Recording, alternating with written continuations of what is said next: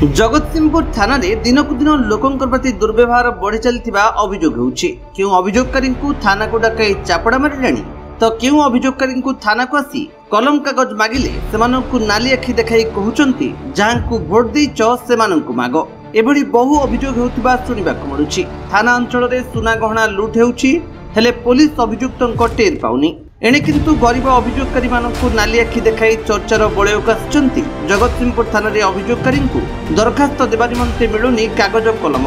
साधारण लोकंकु पुलिस भय देखाउछि। एई खबर पाई 4 पैकेट कागज 20 गोटी कलम धरी थाना रे पहुंचीथिले जगतसिंहपुर नूतन विधायक अमरेंद्र दास।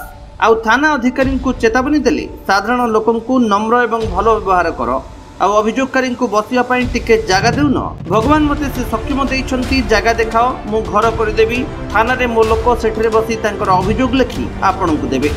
समान भाव रे देखन क्रिमिनल हेतन साधारण लोक नै नै टंका मु एडी रिसीव करी मोटू एडू नै तली नै डाकन दो तांको मु एडू नेबी बसिले देले जीबी ना ना ना प्रश्न नहीं मु एडू रिसीव करी साधारण लोक को सम्मान दबा से कौन एमएलए बोली घर डाकिबे गोटे पब्लिक साधारण लोक व्यवहार करी आसी कौन को भली एठी चली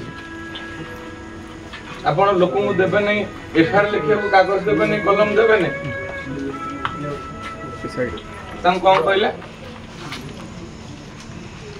डाक होजी टुएंग डाक कलम कागज कलम भी मानी त दे दे आपण कर जेते सेट होय दे से बारंडा सीट तळे होय दे सेट होय आपण नहीं नहीं मते आपण मु एडू नहीं नहीं नहीं नहीं मु जोडी देछि मु रिसीव करी ता पर मु जीबी आज एमएल किंतु बर्तन मु गोटे साधारण लोक हिसाब रे आछि मु देइथिले गोटे साधारण कॉमन मैन हिसाब रे मोर बंधुक सरेंडर करथिले मु रिसीव करी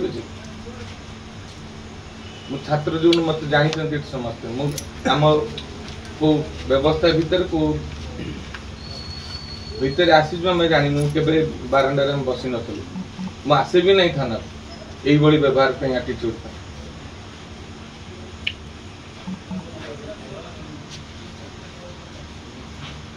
जरे बंधुक दियंतु मत बंधुक देले मु पेटुची ए पोस्टरी बंधुक धर गया।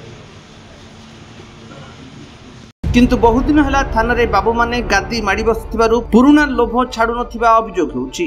केबे मानकु प्रशासन बदली करी नुआ अधिकारी मानकु नियोजित करिवो यह देखिबा को बाकी रहिला।